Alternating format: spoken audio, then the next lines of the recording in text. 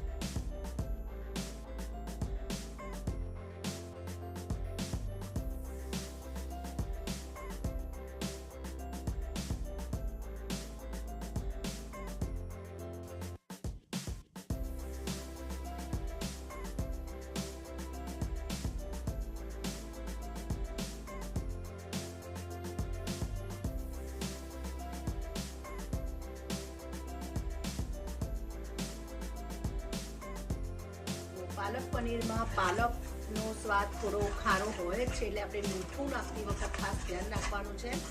એટલે જુઓ, મીઠું મેં એકદમ અડધી ચમચી જેટલું લીધું છે. કહેવાય ને કે ખારું હોય તો આપણને ના પહોંચી શકીએ પણ મોઢાને તો પહોંચી શકાય. ઉપર થોડું મીઠું લઈ લેવાનું જો મોઢું લાગે તો. બરાબર. અને રાજુભાઈ આપણા તૈયાર થઈ ગયા છે કૂક કરવા માટે એકદમ મસ્ત રીતે. એનો ઇન્ટરેસ્ટ પણ એકદમ સરસ જાગી રહ્યો છે. હવે આપણે ટામેટાની પ્યુરી એડ કરી દઈશું.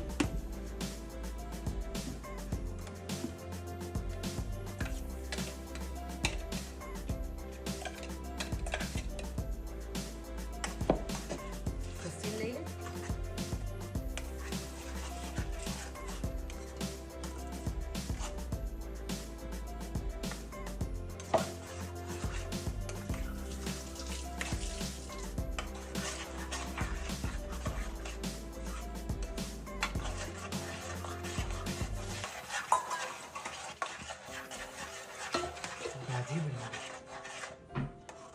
તે એવું છે ને, ભાજી આ છે. હવે એને બટાકાનો માવો નાખો તો પાવભાજી બની જાય, પાલકની પ્યુરી નાખો તો પાલક પનીર બની જાય.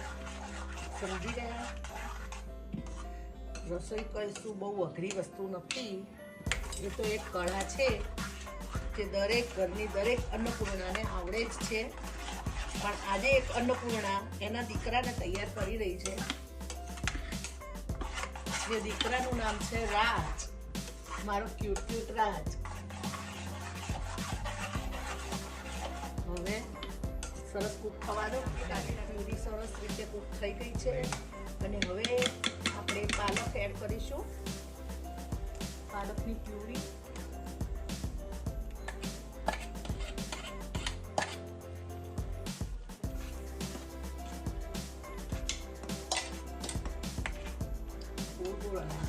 ધીમે ધીમે ધીમે ધીમે બહાર ના આવે.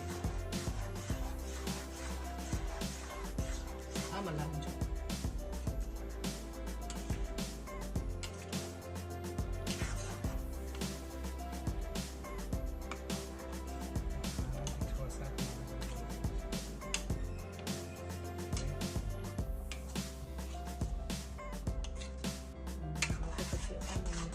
પછી મિક્સ કરવાનું એટલે એકદમ બધું સરસ રીતે મિક્સ થઈ જાય.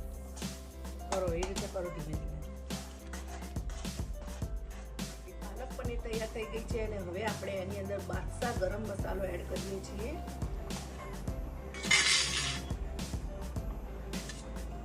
એ લગભગ 2 ચમચી જેવો હું એડ કરાવું છું.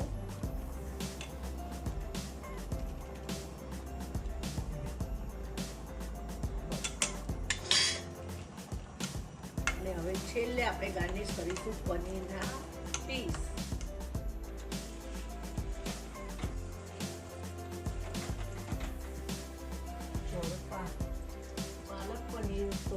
પનીર વગર તો પાલક પનીર બને જ નહીં. એટલે આપણે પનીરને નાના નાના પીસમાં કટ કરી નાખ્યા છે અને હવે તળી રહીએ છીએ થોડા. એટલે એની ઉપરની જે લેયર છે એ થોડી બ્રાઉન થાય ત્યાં સુધી આપણે તળીશું એને, અને પછી આપણે પાલક પનીરમાં એડ કરી દઈશું. જો આ બાજુ આપણું આ પાલકનું જે પ્યુરી છે એકદમ સરસ રીતે કૂક થઈ ગઈ છે. હવે આપણે ગેસ બંધ કરી દઈશું, કારણ કે જો વધારે ગરમ થશે તો આનો કલર બિલકુલ ચેન્જ થઈ જશે.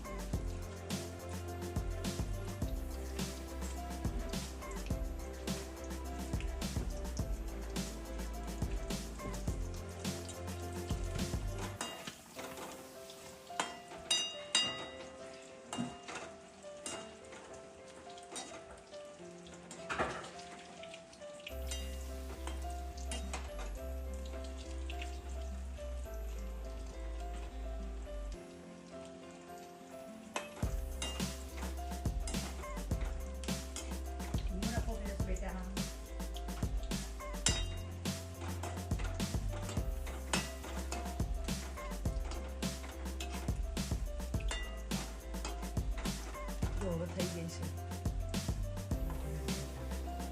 ફેવર સરખી રીતે મસ્ત રીતે આમ કરીને આમ ફેવર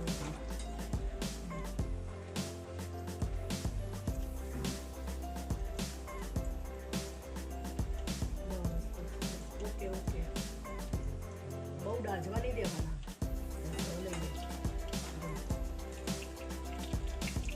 આપણા પનીર સરસ રીતે થઈ ગયા છે,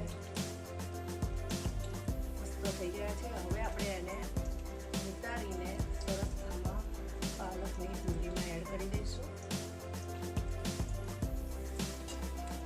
કરજો રાજુ, નિતારજો બરાબર.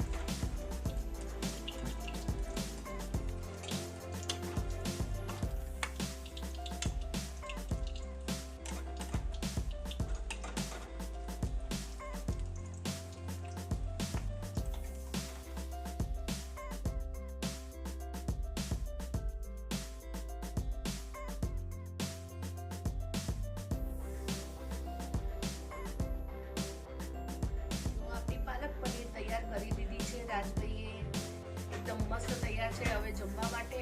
હવે ગરમ ગરમ રોટલી બનાવીશ અને રાજ ખાશે. બરાબર છે?